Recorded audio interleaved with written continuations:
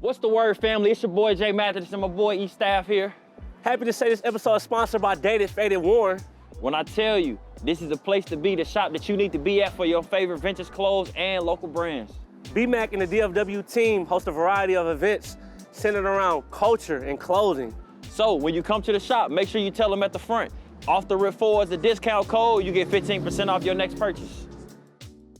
Yes, sir!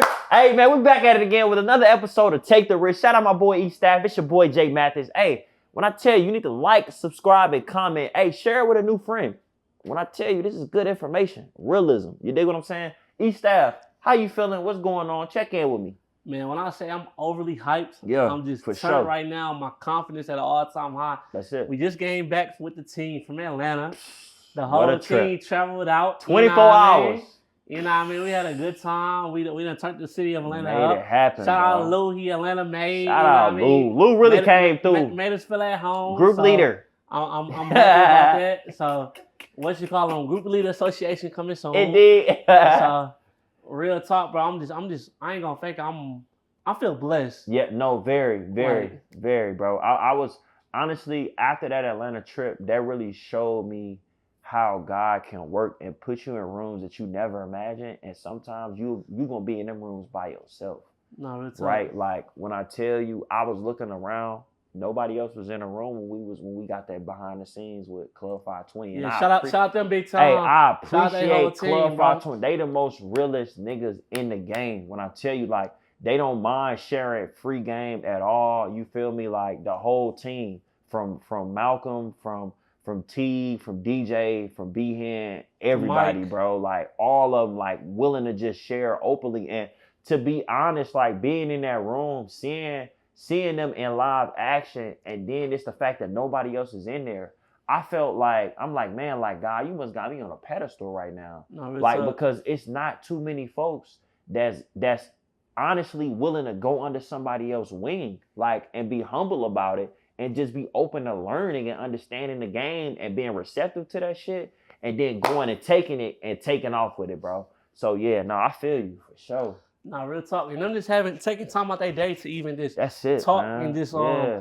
you know what I mean, just give us the game. Like, you know Yeah. what I mean? Like, even shout out John Nichols, like, For sure. real talk. Lou like, made. what you call him, shout out to Lou. Yeah. A lot of people don't know. I feel like he really one of the kings of the media space coming out of St. Louis. Yeah. You know what I mean? He older, he done moved out to LA. You know what I mean? He doing bigger things, you Yeah. feel me? But just them taking time out just to really just prep us for what's coming. That's it. You know what I man. mean? That's 'Cause it, bro. It's a lot we don't know, and we gotta be prepared for. So it's just God putting people in front of us who already Yeah. know the game. Yeah. And like I heard my mom say, and I think a lot of people have told me before, in order to be great, you gotta see great. You know what I mean? You gotta Like, be exposed to it. before It's important. before you get to that level, Yeah. you gotta see what it's like, and just Yeah. really being able to see what this game is like, and they at the top of the line. You know what I Man. mean? Like one of the biggest. I even seen like Kev on stage. I think that's his. Oh yeah, Kevin on ad name. stage. Yep. He gave him his they flowers Yeah. on their one of their last episodes, Yeah, I seen that. and was just saying they probably don't realize because they kind of newer to the Yeah. space than like a Charlemagne and Yeah. you know for game. Yeah. Because Kev, he said he been doing this forever. He was like, Kev was just telling them like they doing something nobody has ever done before. Facts. He was like, off the shoe deal itself Bro. is like just one of them where it's Crazy. like put them in a whole different category For because surely. the Adidas deal just really like separate them from everybody. Yeah. And they so down to earth and humble. That's what it where is, bro. It gave me a different picture on like when our team makes it big, Yeah. you don't gotta belittle or Yeah. be Hollywood. You don't gotta put on no front, bro. You just be authentic. Like, and I really personally I appreciate B-Hen, you know, for showing that. Like he always, and he knowing him now, have grown up in the church. And like he even tapped in with some of my Monday prayers, bro. Like, and even my reflections just on the journey with God. He commented on it and just seen it. And I'm like, man, like it just goes to show, like, no matter what level you at, bro, you gotta remain humble. Like, and you just gotta continue to be yourself. We talked to old boy Gaines, bro. Kier Gaines, I think is his name. And he just was telling us, like, bro, it's a lot of disingenuous people at the top level. And the fact that you know, we found our lane Yeah. and we continue to be who we are, it's opened so many doors. Bro, folks, I'm thinking about it. We hop off a flight, go to the podcast festival, instantly meeting all of the top people, and they chatting with us. Like Yeah. it ain't and granted, like it's not on no fanned out type of time. Yeah. Like we not in here, oh my gosh, it's Nav Green, oh my gosh, Deontay Khan, nah, like Yeah. we like, hey, we take the risk. Like we off the rip. This who he is. Like, what's up? You feel me? What's game? Man, what's game? And we reflecting on it. We getting interviewed. Like we even did the Pitch Your Podcast joint. That felt good. Yeah. You feel what I'm saying? Like to be able to be on a mic, understanding that, hey, like we could be the ones that could get picked up for this. Yeah. So let's just put all. And they ain't picked nobody yet. Hopefully, iHeartRadio I tap hope out so, to bro. tap into Hey, cause we genuine and we authentic. Like I said, bro. When it comes to this podcast, it's not too many that talk about the journey leading towards success and greatness. Yeah. It's always reflecting on it after these folks have already made it. Like we giving out free game. You feel me? Like free strategy, free understanding of knowing what it's gonna take to really be great, bro.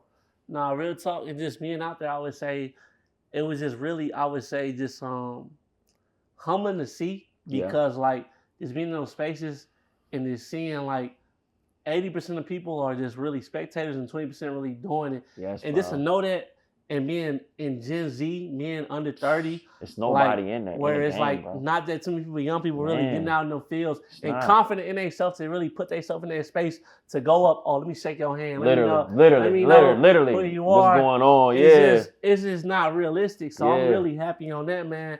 But Mathis, I want to tap into our segments, man. For sure. We got some stuff to say, man. Like real talk, Mathis. I want to start with you. Yeah. What's the biggest thing that stood out to you from Black Effect from the podcast festival?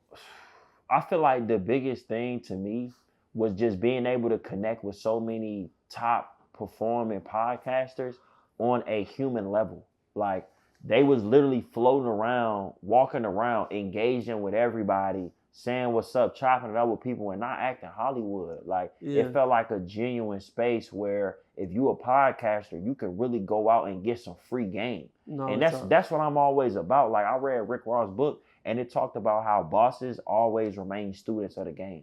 And like being able to go in them spaces, talk to people who got millions of followers, talk to podcasts who averaging 300 to 500K views per episode, like and getting free game off of them. You know what I mean? Like understanding, okay, what is it that we need to do to become better? That was the highlight, bro. Because at the end of the day, that's all we came in with from our intentions was, hey, how can we connect with the top people to get better at what we doing, bro? No, but what was it for you though? I feel like for me, man, honestly, just seeing a space where it was just like people that's like really in the space, really getting to it, bro. Really that's making a living off of this. Yeah. And I can't think of the guy that at the low cut and was like he been in the space for over like 10 plus years and just retired like 5 years ago or something. Yeah. That really motivated me to know people put the time. I think he said 12 years to be exact. Yeah. He said he did like 7 years, and on that 7th year, he finally was able to retire. And I seen a video. I think I sent his TikTok to you. I don't know if you opened it up. Yeah, I did. Freaking I seen a TikTok video where he's like one of his students. He used to be a teacher. Yep. Shout out him. I don't know his name. Do y'all know what name do with the low cut dark skinned dude? The Gaines, yeah. You know what I'm talking about? Kiera Gaines. Kiera Gaines, shout out him, man. Because your story itself, I don't know your whole story, but I'm going to definitely do my research, man. When you just talked to us for them couple minutes, that really inspired me, just knowing you put the work in and just seeing that you was able to really just keep moving forward until you was able to get to a place where you didn't have to work no more. Right. That's inspiring. A lot of people not put 7 years in. Like I think the number was 12. Yeah, I think he said freaking he put 7 years in. Yeah. On that 7 year, he was finally able to retire and be able to just jump fully into the podcast game. And that's true inspiration because a lot of people, they not finna put 6 months to a year in. You know what I mean? Just really. Folks give up within the first 3 months. Come on, man. So hearing that, because I know we put a lot of time in, but I know some of y'all new to like where you freaking Lewis been a part of this, where it's like freaking people kind of seeing it, where it's like, okay, it's possible, but we struggling at the same time, where it's like, how you say we in that in-between space, but just seeing that motivation, I'm like, man, I know we can make it. I know we're going to make it. We all hungry, bro. Everybody hungry as hell, bro. So it's just like, it is so much, I feel like for what we got going on, for what I seen from the Black Effect Podcast Festival will Off the Rip, I think, stand out a little bit different. Oh, yeah. I feel like we can do so much with it, like Oh, more yeah. than just like a regular podcast. For where surely.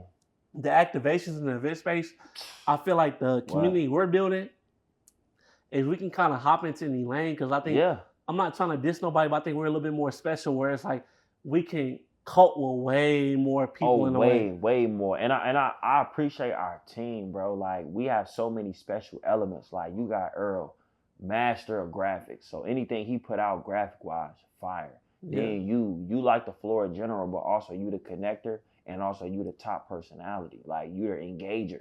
Like, you're great with engaging with people. Then we got Lou. Lou is a mastermind in understanding how people consume vlogs. Like, when it comes to understanding behind the scenes and capturing those specific moments, like, he's goated at that shit. And then he's also invested just from a networking standpoint. Like, Lou was putting us on moves in Atlanta where it was like, oh damn, like, nah, this joint lit. Like, you feel me? We can connect with even more people in these spaces. And then Opie, like, Cole with the camera. Then it's me DJing and Cole as a co-host. So it's like we become almost like your Avengers. So any type of deal that we approach or any business model that we go towards, we come with the full package. We don't got to go and outsource for nothing. We got it all. Like, real talk, man. Individually and as a team. You know what I mean? That's the best part about it. Like, on both hands. And so that's why I seen like Black Effect Podcast. Like, I pictured us up there one day. Our whole team. We gonna be up there, bro. One thing I like too, I feel like even though me and you kind of like the face, I'm behind the scenes people just as the face as much too. Literally. Where it's like, freaking, if you know us, you know them too. Literally. You know what I mean? And they versatile. They tapping in with everybody. They shaking hands. They, hey, nah, y'all, I just talked to bro. Y'all need to go over there, talk to bro, chop it up with him. Cool. Like, let's do it, bro. And we always willing to help each other, bro. Bro, for real. Man.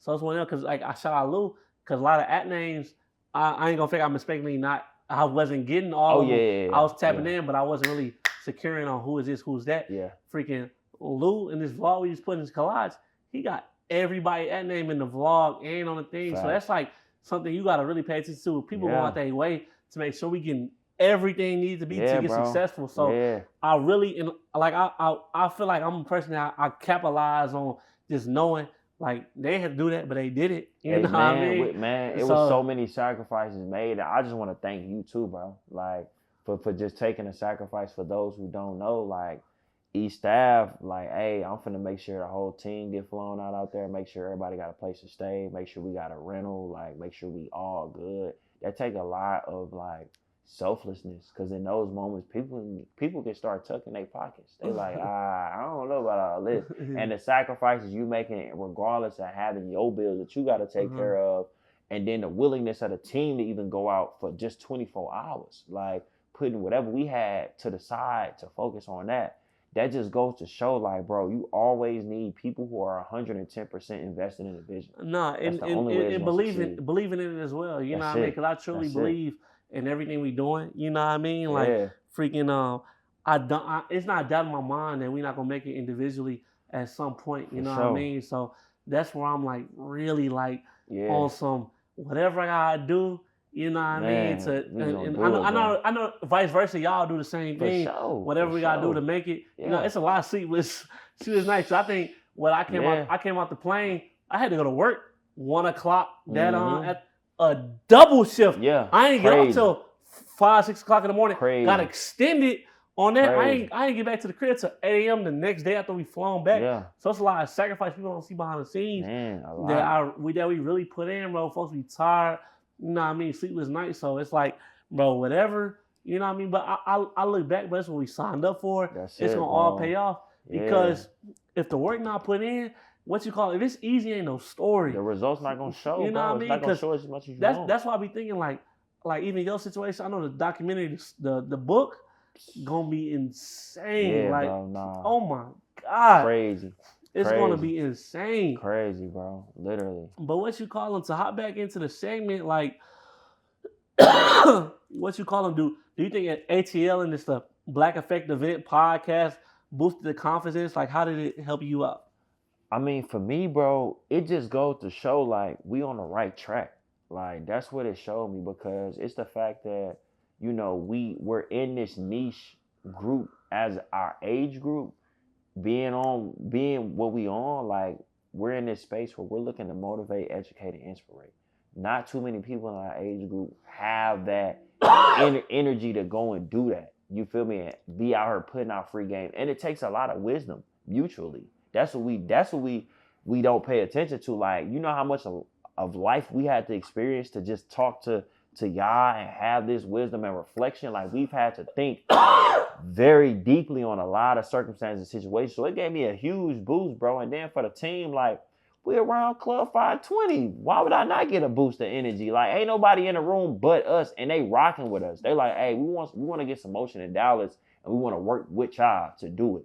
That's a once in a lifetime thing. That's not nothing normal, bro. Like, most times, folks got to sign that dotted line before anything's spoken on business. So it be cool too. Like, I know. Han had said, he was like, I appreciate y'all for really getting the feel, because I know sometimes folks probably don't thinking we won't get out there. Like, bro, let's get out there. Bougie, I hit a loop like same day or next day. Like, easy. Hey, I need this, and that. Easy. We pull up. Like, let's get the and y'all dropping pictures, walkthroughs, and all. Like, hey, capacity looking like this. We talked to so and so, Like, but I feel like for me personally, that's the type of niggas I want around, bro. Like, niggas that's willing to handle business when it's time to get into it. Like, niggas not making no excuses. We just finna go do it. Because I know if you ain't had a time or Lou ain't had a time, I would have got up. All right, let me go knock this out for the group, bro.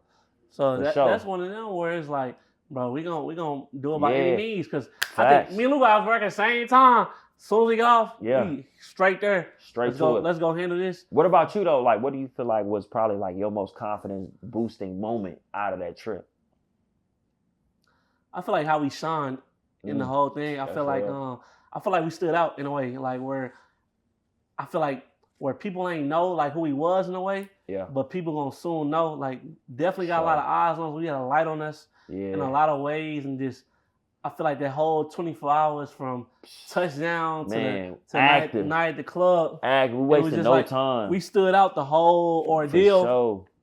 From being at the hotel 520 to being at the event with Charlemagne, Black Effect Podcast. It was just like nobody like looked at us and it was like where it's like a salty or like try to rush us off and nothing like that. Everybody had like real ordeal conversation with us. Folks was walking up to us like, do y'all got a podcast? Like, y'all seem like y'all got a podcast. I'm like, yeah, we do, for sure.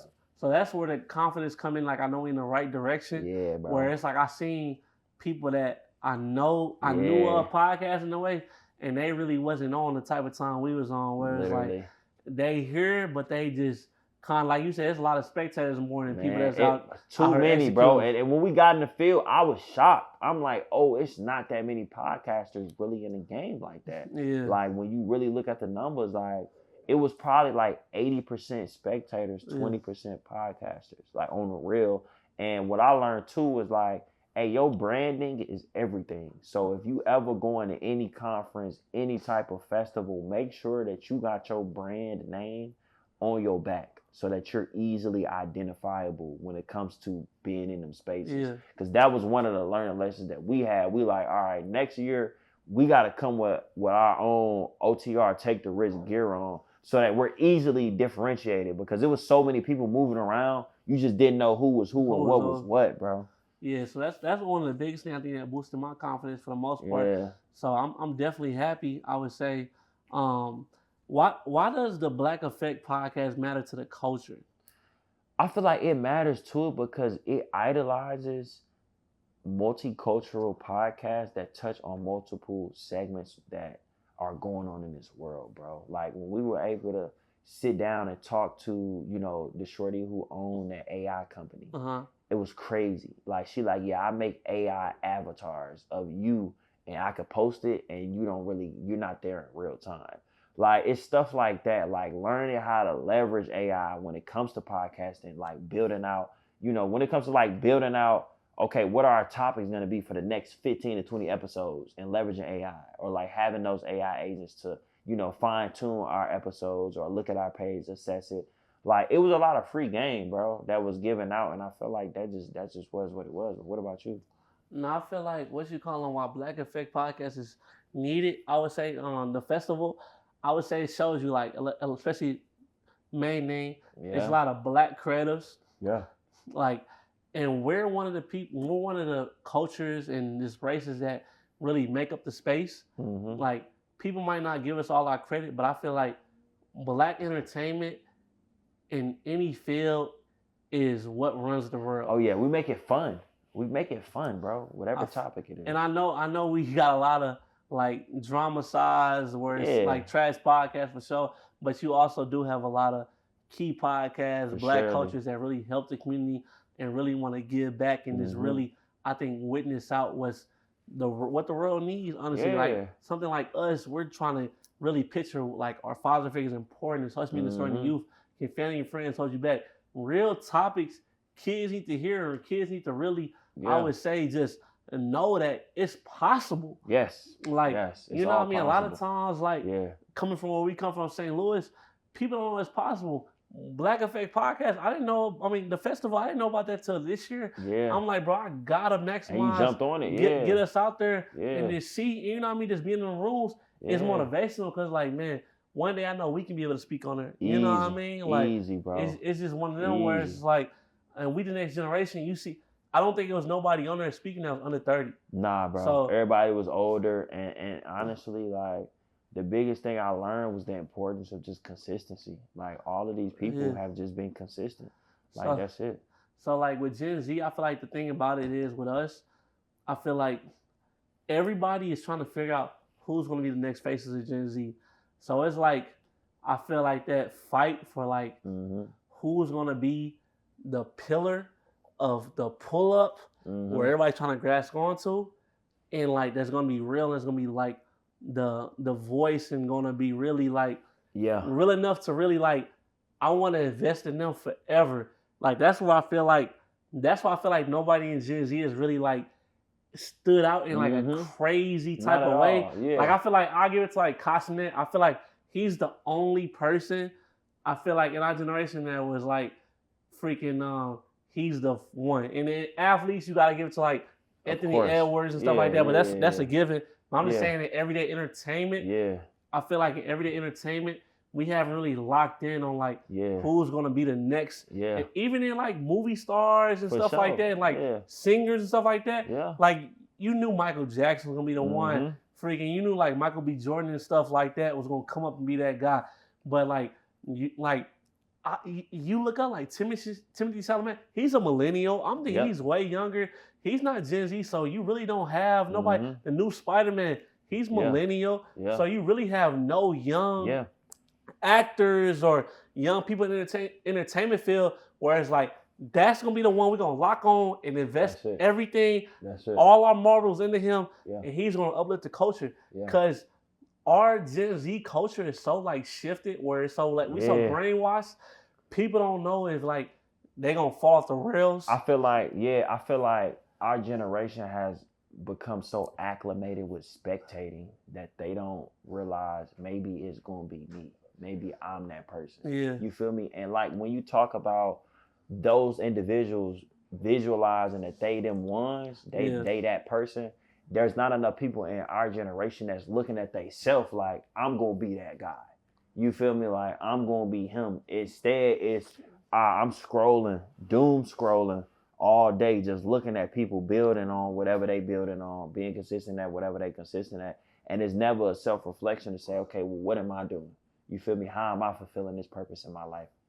Yeah, so that's where, bro, I'm like really at the point where I feel like we can be like the key, I would say, role models and these figures in this generation if we get the opportunity, you know what I mean? So that's why we just got to keep on pushing. That's it. And really take lead, because when you got in this field and you see these people with these 100K followers and stuff like that, I'm not trying to diss, but a lot of people really don't be that guy. They don't, bro. It all be influential. Like, and it be for posting purposes. But in real time, when you talk to them, they not as connected with themselves as they should be. They more so tied to an algorithm, tied to a number. Come on. And a lot of these people be grown as hell and don't know they self. No, facts. Like, and that's the biggest key advice, like, for any young person watching the video. Like, take time to really learn who you are as an individual, because your uniqueness is special, right? Like, don't take your uniqueness for granted, and don't get caught up in comparison, because you comparing yourself to a lot of people who are unique in their ways and they've made it, you can do the same thing by doing what you decide to do with your life for yourself. Like we're too caught up in comparison, bro, and like we let that be the defining factor of who we end up growing to be. Like we look at somebody else's story like, I gotta do it how he did it, or I gotta look at his blueprint, chase his story. Nah, like your story gonna be unpredictable. How you finna navigate that?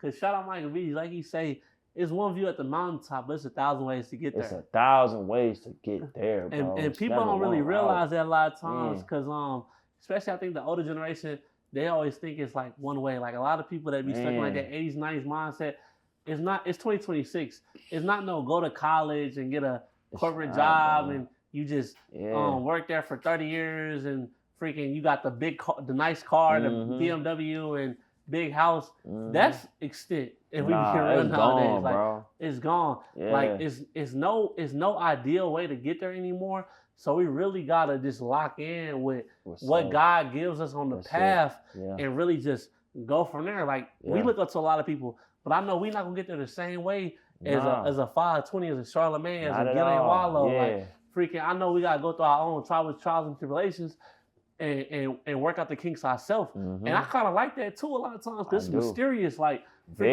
what's next? Like, it's unpredictable. Sometimes you take the L's and you be like, thank you, God. You know what I mean? Like, I tell you, it be like a lot of L's, I'm like, thank you, God. And I can't even lie, like, on some vulnerable, like, when I got called Friday morning and got laid off my job, I was like, okay, well, God, what we got going on now? Because that was an extended, long-suffering season that I endured, looking and expecting for there to be a blessing at the end, for God to then just take me down 2-3 more notches lower than where I thought I was going to end up catapulting.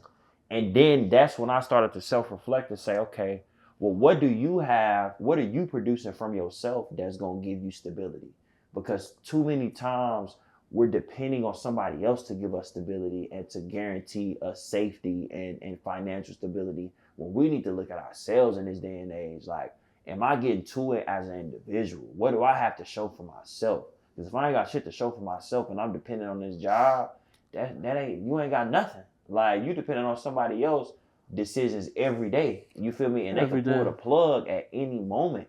And it's like, this workforce is so unpredictable. And now I've realized the importance of like side hustles, like, and really just having your own passion and creativity that you can give your time and invest your time in and just be you and do it. Cause we code switch so much, bro.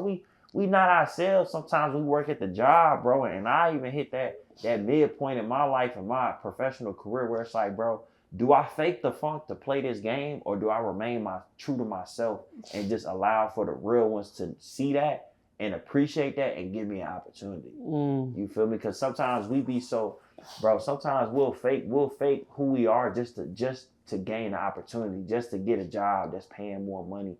But it's like, bro, what type of integrity does that show out of you? Like, what type of person does that showcase the fact that you're willing to sell yourself for a gig for some bread? Like, it ain't worth it, bro. How have you realized we slowly becoming the people we used to watch? Man, I think every day, bro. Like, we breaking the mold when it comes to productivity, when it comes to the things that we're seeing, the amount of exposure that we're getting. Like, it's not often where you hop on a call with B Hen and we talk about expanding the Dallas market and their reach, but also our reach, you know. And then too, being a youngin from the Lou, like when we was in high school, all I was really envisioning was college. That was it. And now seeing how far I've come beyond that, man, like I'm blessed, bro. I can't lie, because it's like a lot of these things we take for granted because we always hustling. We always trying to get to the next level. And sometimes we don't take a step back to actually like have appreciation and gratitude for the amount of work and sacrifice and trials and tribulations that we pushed through, when we could have easily gave up, easily been complacent, easily just settled for less than. But what about you, bro? Like, what do you feel about that? Man, I feel like for me, it's just coming in contact with them. That's it. Like, that's it. I feel like we so close now where it's like, when you're able to hit up like people that you used to look up to and really have like like I can hop on a call with you. Like if I feel like everybody got on the podcast. Yeah. If I need to call them or reach out, like it's like I can do that. You know what I mean? Where it's like shout out everybody we done had on here. Like I give so much credit to like freaking people like a John Nichols that came up from St. Louis and then really that shaped his way. And it's just crazy. I talked to Ope about it, like this throwing the lob to Josiah Johnson is just crazy to me. Where it's like he had to do that. You know what I mean? Where like they the same boat as 520, where they already a top. You know what I mean? top 10 podcasts in that lane, and it's like him to come out of his way and hop on a podcast he know nothing about to tell their story. It's just like crazy to me, bro. Like I'm just like amazed in this, having them really like share like whatever y'all need will help y'all. Whatever y'all, you know what I mean? Like I'm able to text, call, I done hit them up for people like, hey, anyway, you know what I mean? And respond right back, hop on a call with you. It's just crazy to me, bro. Like, I think question, bro, from your perspective, bro, thinking about when you first started OTR to where it is today, like what are your top 3 biggest reflections on that journey? On the journey, biggest reflections? Top 3. It take a team if that's a reflection, honestly. Okay, that's one. You can't do this alone. Like I can't, none of this is without the team. You know what I mean? Cause I say all the time, I don't think I'm no like keep telling no type of way. You know what I mean? A lot of people carry the load that I'm not able to carry. So I'm thankful in that. And I would say number 2, I think consistency. If you're not consistent, the podcast never gonna do nothing crazy. Like I told you, you gotta be able to wake up every day and go to sleep every day. Like this, all that's on my mind from the time I wake up to the time. You gotta be obsessed. You're very obsessed. Yeah, and people don't realize the most successful people that you see today were overly obsessed with the vision from day one. So I'm glad you brought that up. But go ahead, my fault. Yeah, like this all that's on my mind on a day to day. Like if I'm being real with you. Where it's like, that's why I salute this year, 2026. I feel like laid a lot of groundwork. This the most I ever make in my whole life. I'll speak for myself. Yeah, bro. I don't feel like this. I don't feel like any year. You know, people be like 90-day run, all that other bull crap. Like freaking, we doing an all year run. All year, every month. Like this year, I feel like not just me, but the team capitalized. And holding each other accountable, you know what I mean? Like freaking like how y'all said we talked about another podcast, like we get into it, like freaking other night me and Earl got into it a little bit. I said like a night or 2 ago, cause trying to get this flyer and stuff done, stuff like that, like freaking just being real, like freaking it take a team effort, you know what I mean? Like how y'all rely on me, I'm relying on you. You know what I mean? Freaking. I need everybody to be on top of the ball game. And do what you say. Like that's the biggest principle like that I've learned that's been important. Like don't be out here faking on what you saying that you gonna execute on and not do that shit. Like, that will take your credibility down every time that you don't show up based on how you talked about how you was gonna show up in the moment. So like what you call I salute everybody, but what you call we consistent. But like we spoke on today, everybody don't know what's going behind the scenes. But like freaking, we argue, we bicker, we get into each other. Freaking but we bounce back. Like freaking, as soon as I talk to bro, freaking it gets sit the next morning, the next day. Like cause folks know what it is. You know what I mean? We just want to be great at the end of the day. Great results. Like at the end of the day, cause we gotta be there every day. You know what I mean? Bro. Let's treat this like like you say, $1 million company. We ain't made $1 million yet, but we treat it like what's it called? Let's treat it. Let's treat it like it, bro. Yeah. So you know what I mean, and not being scared to do that, no matter how high you put somebody. You know what I mean? Because freaking, I might put folks up at this pedestal, and I might put some people at a lower pedestal. But I'ma still talk to everybody the same type of way, bro, because it's just one of them. You know what I mean? That's just being real. Yeah, we gotta stop being fanned out. Like it's okay in certain situations and circumstances, but when you talk about doing business and collaborating, all that fanned out shit go out the window. Like it's about really getting in there and executing. Like that's one thing about the podcast. event festival that I felt like we were great at. We wasn't fanned out. Like we did not hesitate to walk up to the Nav Greens, to walk up to Kiera Gaines, to walk up to Deontay Kyle and actually give our pitch. You feel me? Like without hesitation, confidently speaking on a Nav Green, like, hey, take the risk. Like it hit home with him. You feel me? And knowing that, it feel good. Like it feel real. And then 522, like we not sitting here, oh my gosh, Jeff Teague, oh my gosh, BN, DJ. Nah, we like, bro, how can we help grow this? Like, how can we help expand? At the end of the day, man. You know what I mean? Because at the end of the day, I feel like that them team members too. Yes, you know what I mean? We might not be signed to same contract, but we team members too. People cannot be deterred because somebody else is on a higher level than you. You can't be deterred because they done seen more than you seen. You got to go in saying, I bet I'm ambitious. Now you can expose me to more because you seen more than I seen. But a lot of times we get intimidated by it. Yeah, we get hesitant. And I'm gonna say like my third one before I'm gonna say that. Like I shout out like you know what I mean? Because always being ready and prepared. Yeah. Because freaking on tour, and he got paid for the rest of the tour, and even got paid for that first one. Freaking came on the first tour to volunteer. Man, you know what I mean? Offer services for the free ball. On the free ball, and freaking they had as the main photographer. Put on instant. Was front row as the main photographer. Yep. If you go back and look at the Atlanta, this shit went viral. What you call him? Go back and look at this, and they collabed him. Yeah. He was the main pictures for the first one. Yeah. And then shout out John Nichols. John Nichols told him because he the general manager. He told the team. He said, come on the rest of the tour. Man, you know what I mean? Stuff like that. People don't be scared to step up. People don't be understanding like that. So that's where it's like. One of them. And then like my third one, my reflection, like you said, my 3 reflections, I wouldn't be here without a lot of help and people that put in opening arm for me. So it's like, I just take pride in that, bro, because my whole life, you know what I mean? I heard a lot of people say, if you ain't confident in yourself, ain't nobody else will be confident. It's the opposite for me. I say sometimes I don't really believe in that saying because through my life, I shout out Ibrahim Woods, D-Man, I shout out Earl Childress, co-owner, freaking D-Man told me, he was like, man, you need to, and I'm a hard-headed individual, everybody know that sometimes. I think I'm less hard-headed as I get older, but freaking, they told me straight up, was like, man, you need to get into like a podcast field, the vlog and the blogs. That's when blogs was real popular for all this media stuff came out. It was like, you need to get into this blogs space. Freaking, and when my big brother told me, D-Man told me, I didn't really get into it. Then when Earl told me, I'm like, this must be a sign from God. When the second person told me, and I shout out J-Mo and shout out F, because OFFTHARIP wouldn't be created without them too. I know we probably all ain't on the same page and stuff, but it's all love at the end of the day.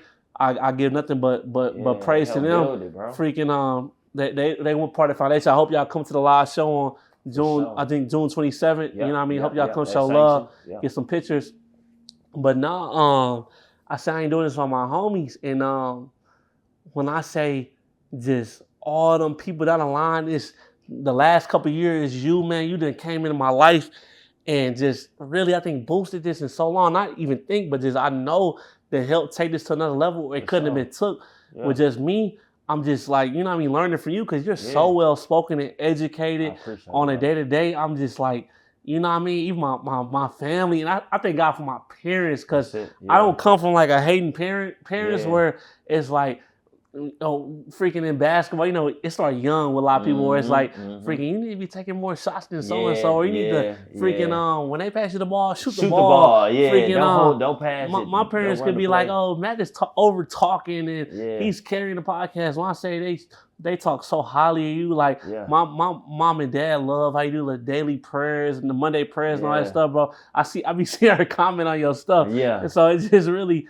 makes me feel at home, bro, because I came from a real family where it's like, I think realistic, and I think black folks need to really, I feel like, do better than that. Cause I think it starts with slavery a lot of times where freaking it's a lot of hate coming from generations and generations a lot of times against each other, where we against each other. And man, it's no need. I thank God for like the staff and the Rayford family because my family, I guess we broke that what's it called, that generational curse where we hating on each other, where it's like if my cousin or my brother, or my sister, or my family doing better, I'm hating on them. And I thank God for that trait. I never had like hate on another person. Don't get me wrong, I got my times of arrogance and my ego and all that stuff. I think I'm better. But when I see another man doing good, even if I don't like him, I might not salute you directly, but I salute you from a distance. Man, that I always say. That's what we be needing in today's age, bro, because we already deal with so much hate from society and the economy. Like, when I tell you, I'd just be glad to support anybody winning, like, in my circle, because a lot of times you don't get that. Like, a lot of people do just be spectating. They don't actually go and take an extra step to show love. Like, hey, congratulations on getting the crib, or congratulations on graduating with your JD from law school or master's or bachelor's. Like, yeah, it may seem like small wins to that individual, but it's a huge win for your lineage. You feel me? And a lot of times, bro, we take it for granted. Like, at the end of the day, sometimes, bro, you probably gonna end up being that black sheep out of your family. No, it's and it's okay. You feel me? Because how you think is not gonna be aligned with the way that your family move or how they think. But at the end of the day, as long as they down to support you and whatever you're doing, that's the love that you can hold on to. Sometimes we get too self-centered. Like, because we own what we own, we start to separate ourselves from our family because, oh, I'm doing this, and this, and my family ain't doing none of these things. Nah, help educate each other. Like, help bring it together. Keep that mold there, bro, because at the end of the day, all we got is each other. Like, and like you said, bro, it's people out here it's people in the black community that's dying with nothing to give back to their next generations. And I don't want to be that person. Like, I do not want to be that person, bro. So, yeah, man, like, but I got a question for you too, though, bro. Do you feel like in our generation, do you feel like folks are more so inspired to succeed or pressured to succeed? I'll give a little bit of both. But first, before we get into the inspiring and the pressures, I want to give a shout out. I would say this to anybody out here that's really just breaking the norms, honestly. For sure. And I give a big shout out to I want to say Wallow first. I'm over getting a little emotional at this. Nah, because freaking when I say him, the Shannon Sharp, Speedy Norman, bro, I would say them, the Club 520s, bro. I would say, man, they have been so inspirational. Like Wallow himself, freaking coming out of jail, 20 years, whatever he did, just to put on I would say that type of motivation and just come out and break barriers and family willingly, like every day, I mean? Bro. He got a fire in him. It just puts a lot of, I would say, just freaking there's motivation into what's next, honestly. Cause it's hard out here, man, for a black man. A lot of times, it is, bro. It's just anybody out here, like the Speedy Mormon. I don't think he know. He probably does know, but I don't know if he truly knows how much he does for like the black community, where it's just like for millennials and Gen Z a lot of times, where it's like he's that key factor where you can get the Obamas, you can get the LeBron James, and you can be in the rooms, be comfortable, and feel at home. Flowers a lot of times. Come on, and it's just touching to see where it's possible. Oh, you know what I mean? A lot of times where it's possible. I think we limit the fact where, that's why I say I salute you a lot of times. So you speak on, I used to not believing on always giving back and trying to help the next young man bring it back. Cause it's like so many young kids that don't know that it's even accessible. You know what I mean? It's just insane to me. We see it, and a lot of times when we see things that are new to us, we hold on to that. We don't realize that, okay, I've seen it and I've found my own motivation off of it. So let me show a younger person how it feels to see that and what it looks like and that impact. Because at the end of the day, bro, we only got so much time on this earth. So what is it? What type of impact do you want to have on people after you gone? And that impact is going to be spoken more highly of from the younger generations. So what are you doing to deposit into them? Like, I got a young mentee right now, bro. His name Jordan. He got his own programs and stuff going on up at PV, like doing his thing when it comes to sports marketing, getting into it, getting his feet wet. I'm like, bro, I'm proud of you. I send him motivational videos in the mornings like, hey, bro, tap in and watch this, because for me, when I was in college, I wish I had that. I wish my uncle was still around to be able to like drop them gems on me randomly during the semester when I needed it, bro. And we need more of that for our younger brothers that's coming through, young princes that's coming through, trying to really go and be great. The nigga got like a 4.0. He's solid. He's solid. He played football. He's like, no, I think I'm gonna go do my own thing, and started his own damn near agency where he bringing in high talent athletes to show them how to market themselves to brands and stuff like that. And he doing it off of whim, like off of a love and passion for wanting to see his peers grow. Like, man, being able to invest in a younger generation is everything, bro, because that's the legacy that you leave. Like, whatever you deposit in them, I had, bro. So again, like, I'm a board member of a nonprofit, bro. Went there for a gala. One of the keynote speakers, he's a principal of Cardinal Ritter, bro, Orlando. Solid. He's speaking up there. He talking to me. He like, Jalen, your journey and how you went about things inspired me so much. He's a principal at like 24, 25 years old of Cardinal Ritter. That's not normal. And he finna go get his PhD. But it's the fact that you see young brothers like that, you gotta deposit. I'm looking at him like, bro, I'm proud of you. Shout out him. What's his name? Shout out Orlando. Shout out, oh man, proud of you, bro. Like, and a lot of times, bro, we gotta do a better job as being our age at telling the younger generation that we proud of them, bro. Because they don't get enough of that from their parents. They don't get enough of that from their coaches. They don't get enough of that from their teachers. Because everybody on their ass. Everybody pushing them to the limits. Like, nobody ever telling them, hey, you doing enough right now. You doing a great job. No, keep doing what you doing. We gotta make time to go and deposit that congratulations into the younger generation, because they fighting a lot of heavier battles that we've already faced to overcome, but it wasn't as major. They dealing with social media. They dealing with, it's a whole bunch of NBA young boys out here. You feel what I'm saying? It's a different beast. Man, young brothers grabbing guns first and not books. That's a problem. That's a problem. The fact that you comfortable to go and flash a 9mm Glock online, not realizing that your personal brand is everything. Man, like, it's important, bro. So, man, when I tell you, like, we got to do a better job, bro. We do. And we got to reach out to the older generation.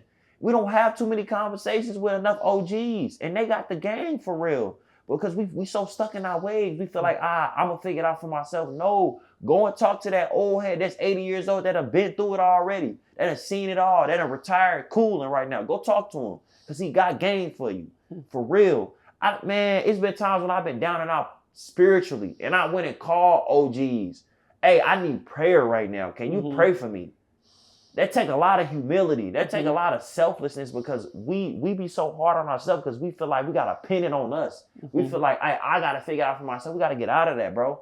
Because like society builds us up to be some individual machines when we lack the acknowledgement of the support that we have around us. And we be so prideful and driven by ego to not go and leverage the support. Go use it. That's why you got mentors. That's why you got OGs. Go use it. That's why they there. We be too scared. We be too scared to say, hey, I need help.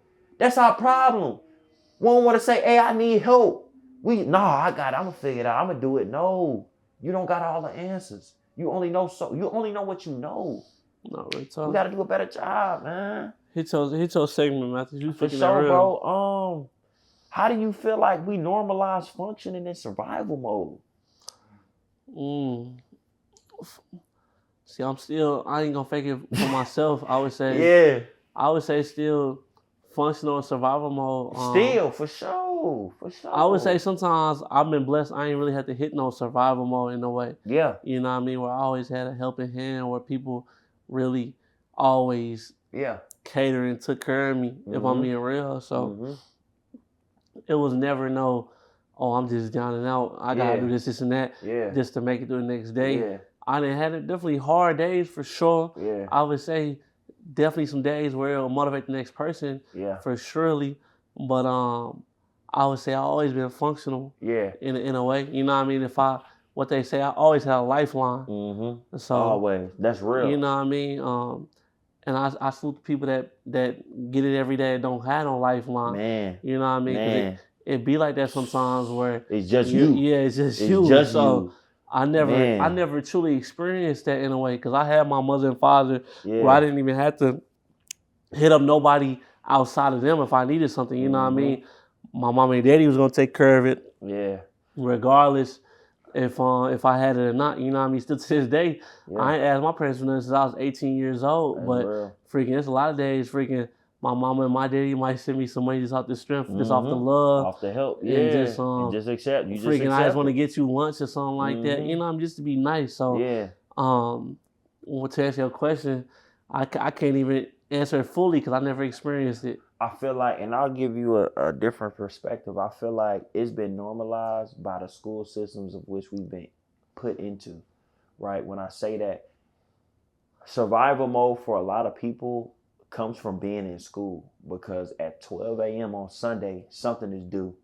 And now there is no emotional support. There is no, hey, I got X, Y, and Z going on in my life. My people's just passed. I can't submit this assignment. Nah, you gotta put that work in. You gotta submit that by Sunday, 11:59.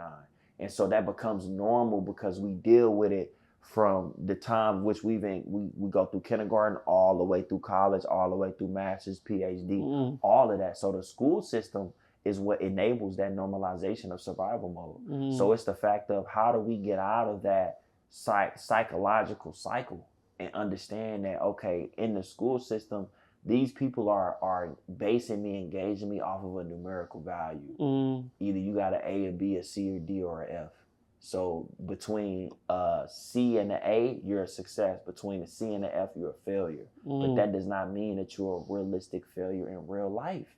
That's just a numerical value that does not associate with who you are as an individual. But we tie ourselves to that because of the systems that we've been put into. That's why I feel like our generation now has strayed away from school because they're not agreeing with that. They're like, bro, I don't care about school. That don't define me and my success. I'm proud of the younger generation for taking a step out on that. My little brother, transparently, straight A student in the honors program at Lincoln University in Columbia.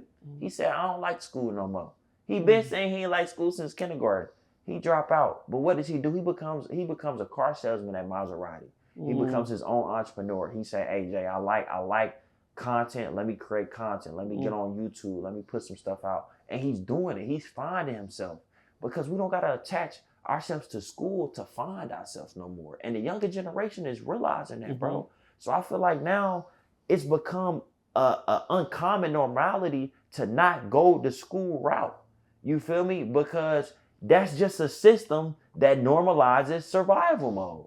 And that does not put us in a good situation emotionally, physically, and mentally because people become stressed out based off their grades. Them grades don't mean shit after you get that piece of paper. Yeah, you are ahead from a corporate standpoint, but in life, that shit don't matter. Having a master's don't matter. Your experience is what's going to speak knowledge more than anything. What did you learn from these things? Like actually, and what can you speak to confidently, bro? So that's just my approach on it. Like that's how I feel like it's been normalized based off of being in the school system, bro. Because being in that system has created that normalization, and our emotional association to that has become a big problem because now we stress out. We're freaking out if we get a C on a test. We're freaking out if we get a D on the test. Whole time your profession's not even good. They're not even teaching you in a way that you can learn it. Let's be honest. And your professor is what they call it. They slide reading. They slide reading. They take every slide. They just going through the slide. They're not trying to teach you at a level of which you understand. So maybe we as a generation need to disassociate ourselves emotionally from school. Understand this is just something to get by. This ain't me. This ain't making me. This ain't gonna make or break me. This is something to get by. It's fundamental. It's foundational. But it ain't something that I need to go and take me to go get millions. We've seen multiple ways to get to the mountaintop. And nobody said that the majority of them ways is going through school. Nobody said that. To this day, I was against getting my master's. Because I was like, why go through the stress of going through more school? But what I had to come to realize is that, okay, if I want to elevate in this corporate space, I gotta realize that a lot of people are taking advantage of my naiveness. So when I realize that they take advantage of my naiveness, I gotta go and educate myself more so that I don't get played with. And a lot of people are getting played with because they're lack of knowledge. So now we gotta go in school. Now we're going back to school for the right reasons, because we say, okay, I gotta go and get this education to sharpen my knife in this game. You feel me? But at the end of the day, the ultimate goal is to sharpen your knife. Sharpen that iron in yourself, whether it's school or not. What are you doing every day to become 1% better so that the next man ain't taking advantage of you that feel like they above you, bro? But that's what it is, man. Oh my God, you speaking That's so what deep, it is, bro. Because I ain't gonna fake it. To add on to that, Man. Everybody I look up to, every like celebrity or person I look up to, don't got a college degree. No, not at all. Everybody in this they've grinded. Everybody in this podcast space, not one of them I can say went to college or only freaking T, what you call him, went to college because he hooped. But none of freaking from the middle game to the Charlemagne's from the drink champs. None of them got no degrees. And that's what we look up to, and it's crazy. It's crazy, bro. But the fact that, again, people don't understand how much knowledge is in this. It's a lot of knowledge in this. You feel what I'm saying? We got to make more of a priority to go find books that's going to sharpen them tools, bro. Because it ain't going to come from your teacher. It's going to come from conceptualizing and understanding that what you read in here is going to give you the tools that you need to go and succeed in your own life. Bro, but sometimes we depend on somebody else to help elevate us. We got to look at ourselves and say, okay, what skills do I have? Okay, I got these skills. How can I strengthen these skills? Maybe it'll take watching a couple TED Talks. Maybe it'll take watching a couple how-to videos. And then once you learn that and gain that knowledge, go and use it. Don't let it go to waste. A lot of talent, a lot of gifts that God has given us, we allow to fall to the wayside because we thought, oh, I ain't gonna use this for real. It ain't gonna be nothing. But we ain't put ourselves in a position to use it, and that be our problem a lot of times. A lot of gifts that God has given us, we've wasted because we've become complacent. We've become lazy. We've become procrastinators. And again, procrastination happens at every level. Even this level that I'm on, I fight every day for procrastination because it's easier to go to lay down and be on the couch than to go put in some work. It's easy. We see it often based on where we grew up, based on how our upbringing was. A lot of folks still on their couch chilling, working them FedEx jobs. Ain't nothing wrong with it. Working them jobs, ain't thinking about a way out. Since I got laid off, I'm like, all right, what's my way out? Now I don't got no job to depend on. What am I doing every day to make myself better? Like, how am I pouring into myself, bro? Instead of being one of them people who wait for somebody else to pour into us, and then we feel accomplished because now we got some game from an OG. Nah, bro. Sometimes you got to take advantage of your own success. Sometimes you got to get it for yourself. Sometimes you got to get up and go run them miles when you don't feel like running them miles. You feel me? Because ain't nobody going to sit down and pick you up every day. Your coach ain't going to be there every day. A lot of these young niggas, they in these AAU tournaments, in these EYBL leagues, cool. But when you get to the league, it's going to be yourself. They don't talk about that. Practice ain't mandatory in the NBA.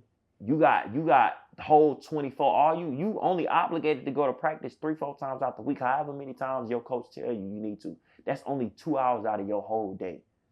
The difference between Kobe and the rest of these motherfuckers is that Kobe decided to get up every day and go invest in himself.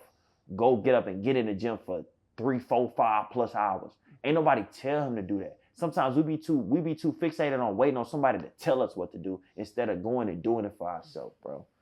My fault, bro. I know I went off on a tangent, bro, but like, nah, bro, it's real because I'm finding that person in myself right now. Like the fact that I done fell for it. We all fall for it. We get complacent and we wait for somebody to tell us what to do. We wait for somebody to give us a task. Nah, go find that shit.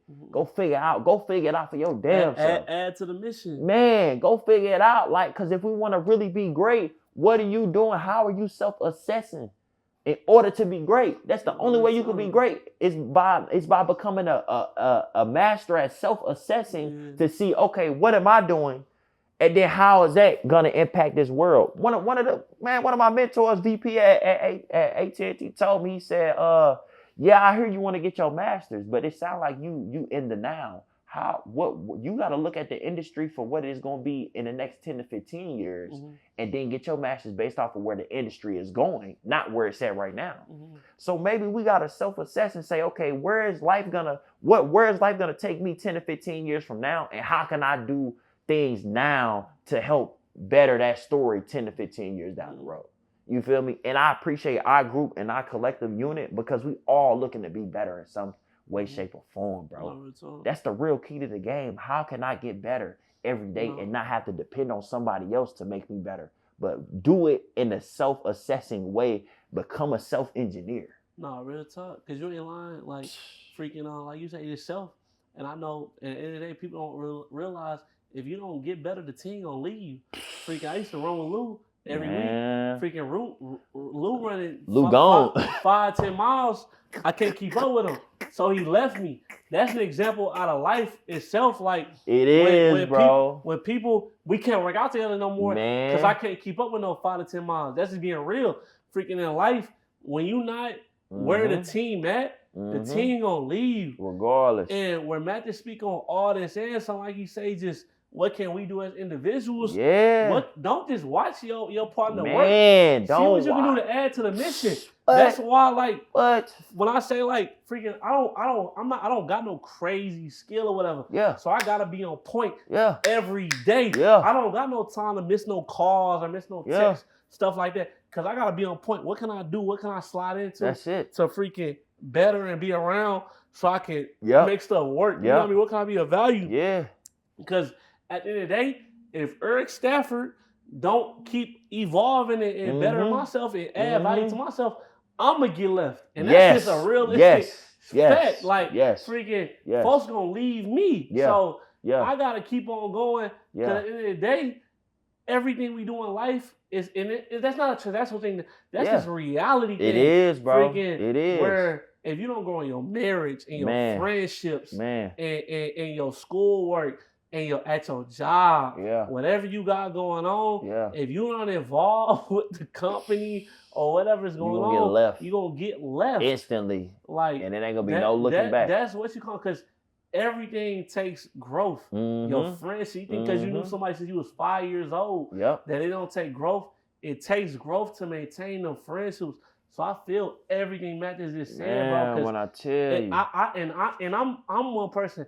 I've been left in a lot of categories. You know what I mean? People done told me I need to get my shit together. Like, real talk. Like, my close friends have told me, freaking, Staff, you don't get to, when I was younger, freaking 17, 18, 19, 20 years old, freaking people have told me to my face. Man. And I could have took it and went and bitched or whatever, or I could, lock in with myself and really try. So it's just really one of them ones. Whereas, like, I appreciate people holding me accountable because I know I can be better and do better. That's it, bro. That's it. And it's about being more accurate in your preparation. Because at the end of the day, God gonna keep blessing you with bigger and bigger. But he also gonna show you, if you're not prepared for it, it's gonna leave you. No, it's gonna walk right past you. And then you're gonna be butt hurt because you're like, damn, I wasn't ready for it. Who can I blame? You can't blame nobody but yourself. No, and sometimes our problem is we be so busy trying to point the finger at other people for our own inefficiencies. Take accountability and say, hey, I didn't do enough to prepare for this opportunity, so that's why I didn't make it. What can I do better next time? So when it do come around, I'm ready. And I always preach to the team, bro. It's gonna be bigger shit that we gonna be on. So how can we build a better system to bring those bigger things in? We talking about a potential concert in Dallas that could potentially and will hit over 1,000 people. How can we bring more opportunities like that in? How can we be more prepared to take that on? Because that's not something that's easy, right? But again, sometimes God will give you something that's bigger than you in order to see how you navigate with it. And to see if you're gonna shrink yourself, or if you're going to think bigger and think grander. And during that time, that's when we got to lean on God to do the unimaginable, to be able to give us the strategies to be able to fathom these things. No, real talk. Man, it's crazy, bro. That's one thing too. What they say, you create the fool, they become an enemy. You create the wise man, they become a friend. So that's it, bro. It's just really I would say just correcting everybody part of your team. Yeah. Just sit them down and talk to them correctly at the end of the day. You know what I mean? And I don't always come correct at the end of the day. So it's one of them ones where it's just like we gotta do better on everything we do, from communication to execution. Everything. You know what I mean? And when we talk about execution, when we talk about the grind, when we talk about being on go all of the time, right? Why do you feel like people feel guilty for resting even when they're exhausted? Because this thing still need to be done. Yeah. Because I ain't gonna fake it. Sometimes I be tired as hell. Tired as hell. I ain't gonna fake it. I think I had to edit a video, I think with Oprah or whatever. I think I might have came a day late. I can't remember. I had to send them these timestamps. I was just exhausted. Yeah. Freak. I think I got it done. I think I might have got it done the same day. Need to be done, but it was just like I was in the back of my mind. I was like, I'm about to do this tomorrow. Yeah. End of the day, because, bro, it just be a lot going on. And through them tiring periods, I texted Lou one time a while back. I had got extended or whatever. I had to work a lot. I had to work almost, I feel like, a triple shift. And I was like, if I ain't built for this, if I can't do this or whatever, or I ain't built, if I can't get through this, I ain't built for what's coming. I swear I texted him that. Lou, did I tell you something like that? You did. Yeah, freaking. What you call it? If I can't get through this, I ain't built for it. Yeah. So it's just like that's the right mentality to have, bro. It's one of them where it's like, cause I know the day's gonna be way longer. Like that Atlanta trip or whatever, that wasn't nothing was coming. You know what I mean? That's minor. Like that was us moving around. I heard Beyonce and all them people. Yeah. I heard Beyonce say she went like 3 days, no sleep, no eating or whatever like that. Straight tight schedule. What you call moving. Michael Jackson, all them legends like Kevin freaking Hart. Days without no sleep, no eating, this really locked in the grind. Move. So that's where I try to hold myself, where if I can't do this little stuff now, and I'm younger too, and they 30, 40 years old doing this, withholding their body. Michael Jackson did that final tour like 50 years old or something. Bro. Really like putting his body to the limits. Yeah.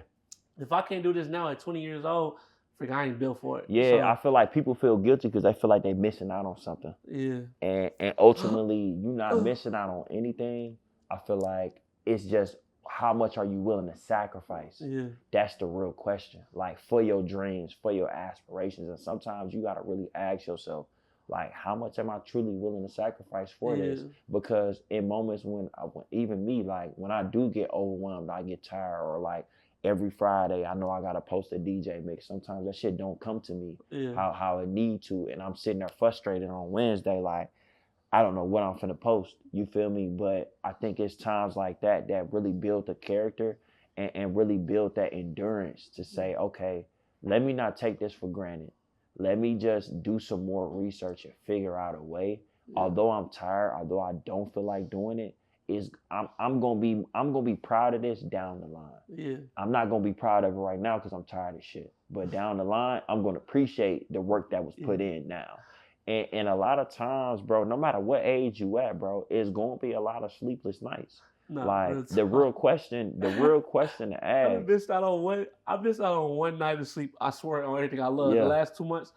It's one night out of the week I don't sleep. Yeah. On anything I love. And the real question to ask yourself is like, how much am I willing to give for my dreams? That's the real question. Like, how much am I willing to give for my dreams? And if you're not willing to give 110%, then that means that dream ain't as important as you think it is. That means that passion not as important as you think it is. And it's okay. You know, your passions and your dreams gonna fluctuate as you move and live through life. It's gonna become something different and it's gonna flow. But you gotta find that one thing that you willing to attach yourself to and say, I'm not giving up on this. We all got our own niches. We all got our own gifts. And honestly, I feel like God had already positioned it and exposed us to it. He's just trying to look at us and say, okay, how much are you willing to give in to live out this dream that you envisioning?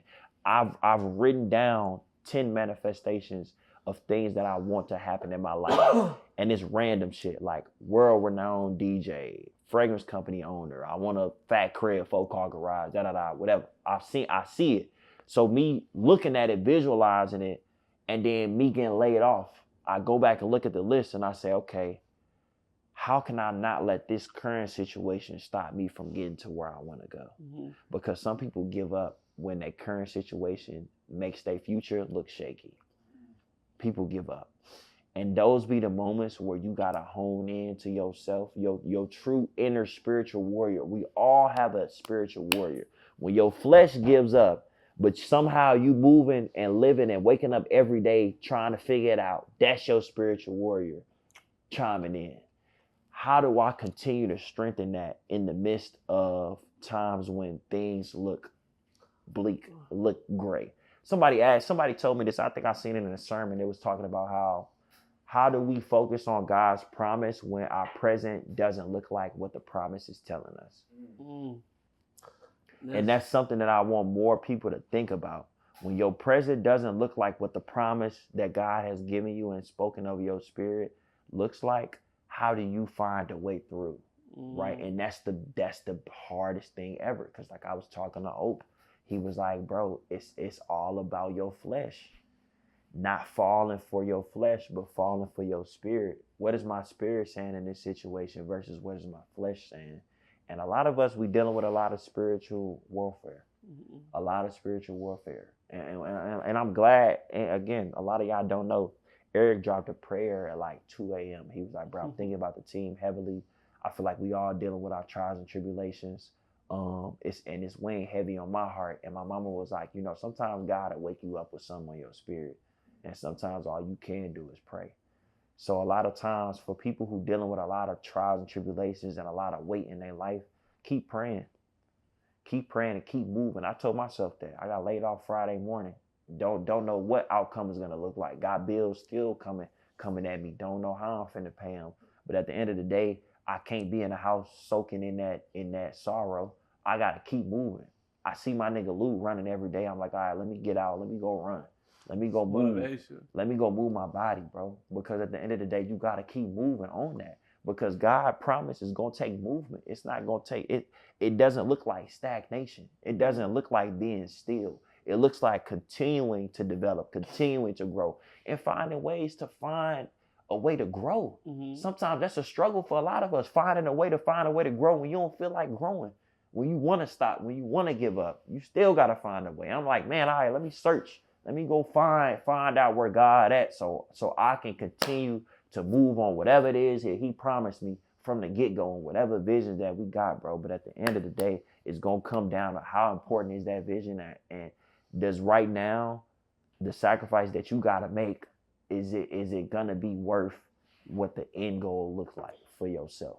And if you're not willing to sacrifice and be down and be stripped away of everything that you've been given, that you've been blessed with, and still have motivation and inspiration to go get what it is that you want to get, is it truly something? Does it truly mean a lot to you, bro? Mm-hmm. And a lot of times that should be hard. That should be hard because it's not enough people in our circle that actually believe in us. A lot of our belief is gonna come internally. It's gonna come from us, and that be the man in the mirror that we hate to face. The fact that 100% of your belief is gonna come from yourself and not nobody else. Sometimes we look around and we think it's gonna come from other people, bro. Nah, I salute Mathis a lot, man. Y'all don't know because freaking he lost his job on Friday, and that just hurt my heart the whole day. Cause I didn't know how he was gonna handle it or how he was gonna bounce back from it. Honestly, I'm just worried, and I felt reliable on it on my head because I feel like I'm a leader, a part of Off the Rip and what we got going on. And I'm not able to feed these guys correctly how I want to feed them. You know what I mean? Where it's like, if he did lose something, he able to have some type of stability. And I'm just like, you know what I mean? I felt responsible, not responsible for everything, but just responsible on how he lived his life. And I think that's too, just one thing freaking I pride him on, just how he handled himself, how he just took his L, chin up. I think Lou said, I think we was outside of Juice Bay 365, shout out to them. Freaking Lou was like, Matt just took his L and took it like a champ. You know what I mean? I salute you a lot of times because I don't even truly see you down. Like, freaking, I think you was down that first day, but it's like For sure. you bounce back out the next day. You kicking and having a good time, and we don't know if you going behind closed doors for surely, but freaking we know it's probably some tears been shed in there. For sure. But freaking you what you call when you kept on going, man. And I think that's one thing that I think a lot of people don't understand is through them trials and tribulations is really I think it's motivating to me, and that made me go harder too. I call Earl. I think I call Ope instantly. Like, man, freaking when he said texting the group chat, I was just telling them. I told Earl straight up. I said, bro, we gotta go harder, bro. Yeah. I was like, we gotta get these guys some money. You got a deal or whatever, cause we can't keep living like this, bro. It's at any point in time where we can, it can be gone in a second. The reality, Ope, bro. Like, bro, we gotta go harder. That's the reality. What you call it? Like, I call Ope. I said we gotta go harder in everything we do, cause but we on a crunch time. Like, and people don't want to know that's the pressure too with it. A lot of times, it is. We not on a time limit, but we don't got all the time in the world. Where we only getting older, so it's like we gotta make some shake. And it's more responsibility, bro. And I think that's the essence of taking a risk, like putting yourself out there on the island, knowing that something could fail at any point, and when it does fail, that weight is strictly on you to make some shit happen, to make some shit change. And I can only give respects to God for even strengthening me through these moments, through these seasons, because it's like I'm not out here asking for help. Like, I ask for support, but I'm not out here asking for help. I'm not, can you send me da-da-da? Can you send me that? Nah, I'm not even panicking. Because it's like, if I panic, if I worry, that's negative energy that I'm putting into my own spiritual, psyche that's going to pull me away from God. I got to draw closer to him, because I truly feel like I'm at a point where I'm expecting God to do the unimaginable, because I no longer have control over anything that's going on. I was let go from my job from a motherfucker saying, we just need a different skill set. What the fuck does that mean? But it's the fact that a lot of people are solely dependent on their jobs. That shit don't mean nothing. I remember talking to somebody, they said, bro, if somebody was to die tomorrow, that job gonna get filled in 2 days. And it's gonna be as if that person never existed no more. So now I'm like, all right, well, what am I doing for myself? That's the real question. What am I doing for myself? Fuck everybody else. Fuck that job. What am I doing for me that's gonna make sure I'm sustained? And that was a reality check. That was one of them moments where I said, I ain't doing enough for myself. Mm-hmm. Let me do more. Cause I give 8 hours every day, damn near 10 hours every day to this job, which adds up to 40 hours, 50 hours a week, given to somebody else to put money in somebody else's pocket. And then a moment when they say, I won't need it no more, snatch that shit. Now what? Mm-hmm. I done gave 50 hours, 40 hours to a motherfucker that don't give a damn about me. I'm just an ass in a seat. All these jobs is, you're just an ass in a seat. So when you take that, and that helped me better understand, all right, Jay, it's time to get more aggressive in your side hustle, because at the end of the day, I don't never want nobody to feel this way. And getting laid off is real. That shit ain't nothing for the weak. And especially you get laid off and you ain't even at the crib. Woo! Whole different beast. And now all I can do is surrender. That's all I can do. I got to give it up to God. I'm looking at God like, all right, well, what are we doing now? What lesson are you trying to show me in this season for me to better understand this moment that I'm in? Because God, you've taken everything, but you've taken it for a reason. There has to be better in store. Things happen to people for a reason. A lot of these trials and tribulations aren't even orchestrated by the devil. It'd be orchestrated by God. I told you, we talked about the chapter of Job, the story of Job. God sat with the devil. The devil said, yeah, I see one of your heavy honchos out there living it up, thriving. What's up with him? God said, hey, go see what's up with him. Go test him. And a lot of times we don't think about that. We question God about a lot of the negative things that happen in our life, understanding that maybe it's just God testing our faith, the faith that we pray on, the faith that we telling other people about. Cause you know me, I'm praying every Monday. Mm-hmm. And I'm giving out good energy. But now God looking at it like, all right, now I see you praying every Monday, but now what if you need that prayer? What if you the one that need to actually feel what you praying about? Mm-hmm. And that's the seat that it'll put me in. And that's the reality that we have to face in this journey with God. Mm-hmm. He's gonna let the devil go and have his way with you just to test you to see if you really gonna keep coming back to him. Because I tell people, the devil can bless you just the way that God can bless you. And we misinterpret that a lot. And we compare it a lot to other people's journeys. We looking at everybody else and how they doing, how good they doing, how they thrive. We like, God, hurry up, God, can you please give me this soon? No, that's not how it works. That's not how it works. And now I'm like, all right, now I'm a day by day believer now. I'm like, all right, God, you gave me this 24. What can you do for me in this 24? That's all I'm worried about. Forget everything that's supposed to come to me. I ain't even worried about that. That ain't even set in stone. What can you do for me in this 24, bro? So it's a real journey, bro. And when we talk about Take the Risk, when we talk about the pod, bro, it's real life that we dealing with and we living through. It's so much pressure that we dealing with in this economy. It's so many people hating on us. It's so many people, so many higher ups that don't want to see us succeed. Mm-hmm. You feel what I'm saying? Motherfuckers pulling. Come on, bro. Motherfuckers pulling you out. Like, yeah, we see what you're doing. Yeah, we can't speak on that. No. We ain't gonna speak on it, but man, for real, bro, like, we don't understand how many eyes is on us. When you got that light, when you got them magic goggles on you, it's gonna be so many eyes on you, bro. It's gonna be so much pressure that you deal with every day. You gotta find it within yourself to go out and go get that shit. Every day.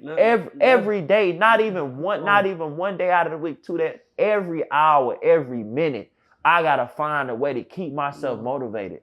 Because just as much as God is leaning on us to handle this calling, it's just as close as we are getting to that edge to where we want to give up. Because young black man, when you doing something special, just know you got a target on your back. You got the biggest target on your back.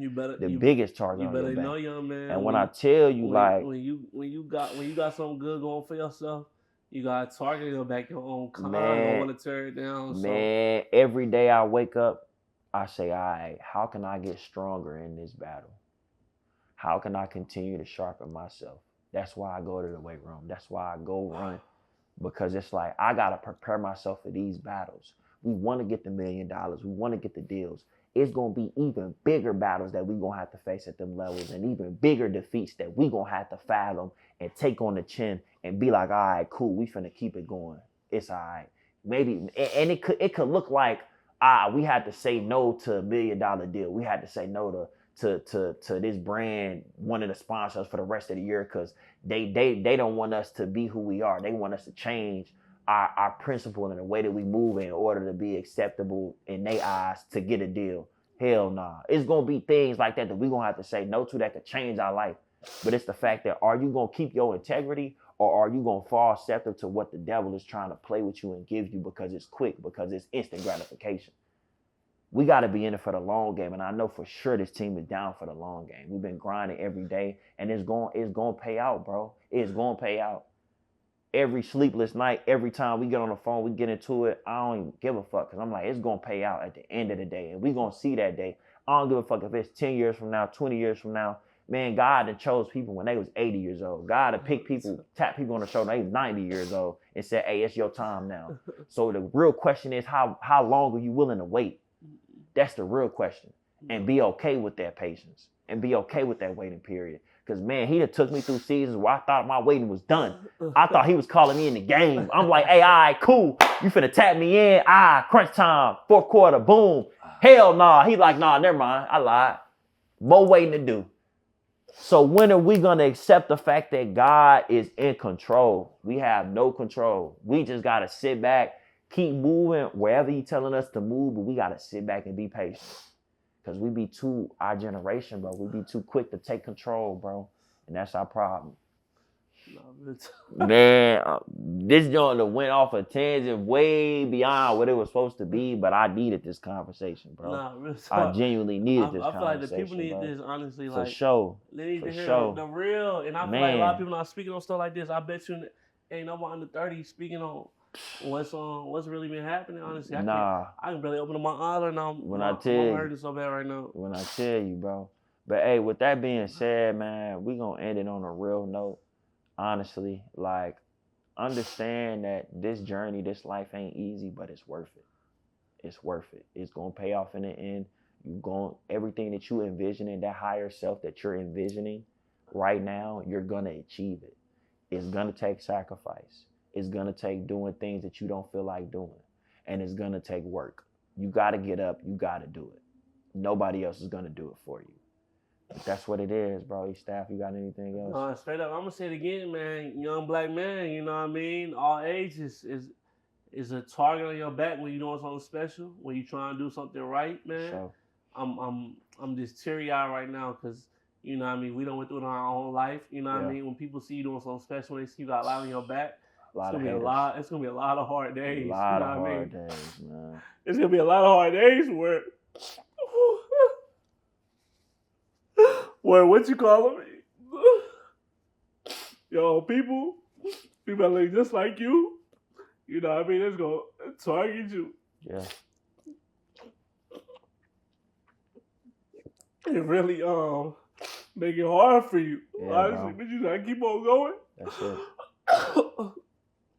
Cause at the end it's all gonna count. You know what I mean? That's all it is. At the end it's gonna count. It's gonna count, bro. But you know what I mean? And we so passionate, mostly because we going through it. Y'all get to see it. That's it, bro. Because we going through it in real time. It's real. You know what I mean? It's all real. Where, you know what I mean? It's a lot of hard days. We make it all seem good. You know what I mean? Y'all see a lot of stuff that just look good, but we go through it on a daily. You know what I mean? All the nice stuff we got, it's with a price. You know what I mean? Man, it ain't easy because you got your people coming for you. Then you got the folks that don't like you. You know what I mean? Outsiders coming for you day to day. And it's just like, bro, you gotta keep on pushing. You know what I mean? You gotta be professional. You gotta hold yourself down. You gotta you can't be too emotional. Man. You gotta stay strong. So it come with a lot. Yeah. And if you can beat that, you beat anything. So the only you know what I mean? The only way to get through it is to feel through it.